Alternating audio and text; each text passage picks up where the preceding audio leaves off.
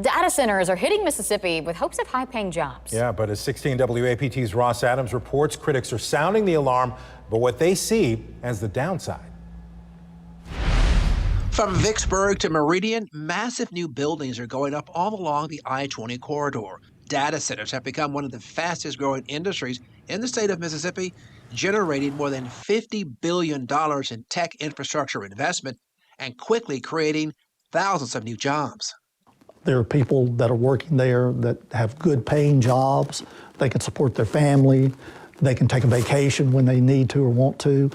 And they have a quality of life that they didn't have before.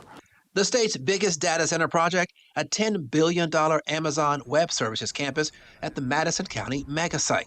8 years ago, when I took this position, that was basically a pine forest. It's not a pine forest anymore. From a pine forest to a spread of massive warehouses filled with servers to manage cloud computing and artificial intelligence. Executive Director Joey Deason of the Madison County Economic Development Authority believes this wave of the future is going to be transformative. That Mississippi is more than just a manufacturing or an agricultural state, that we can be something bigger and better. For example, these data centers. We've entered the tech world now. Data centers require a huge amount of water to operate. That's just one reason why this rapidly booming growth sector has sparked a big backlash.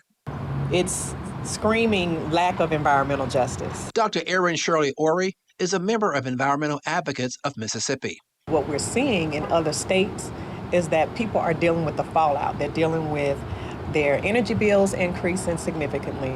Their water infrastructure is being strained.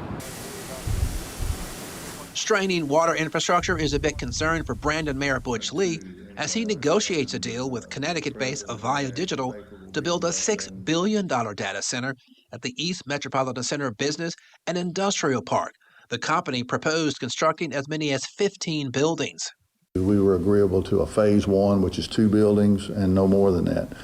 That didn't send shock waves to anybody, but we just didn't want to put our water system, our wells, into harm's way. Instead of depleting the wells, Mayor Lee says Avaya's digital centers would be cooled using recycled wastewater from the West Rankin Utility Treatment Plant.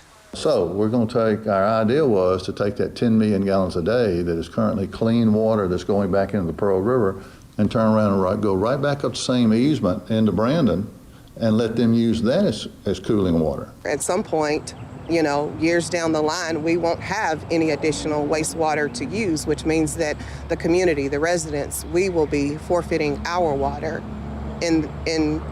for the benefit of these data center corporations. Natalie Speaks is a social media influencer with close to 60,000 followers on TikTok. I don't recall us having a public hearing about us getting a data center yet. When it was announced after it was already done. She says she uses the platform to educate people about the dangers of data centers. What about those residents in Rankin County? They deserve their air polluted as well. Everything that you see online is not necessarily true. Some people think that if it's the gospel if it's online, whatever. So the mayor of Brandon has cautioned people to not listen to people like me on social media. Data center opponents are afraid your electric bill could spike to foot the high cost data centers need to operate around the clock. It can happen, but the Public Service Commission is not going to vote and increase anybody's electricity by 49%. At the Madison County megasite, Entergy is building 3 new power plants to operate the AWS data centers. AWS, along with these other data centers, are funding these projects as well. They're assisting in the funding of it. So the majority of the cost, if not all of it, is borne by these entities like AWS. So, no, I'm not at all worried about not having enough power. Okay. Or paying for it.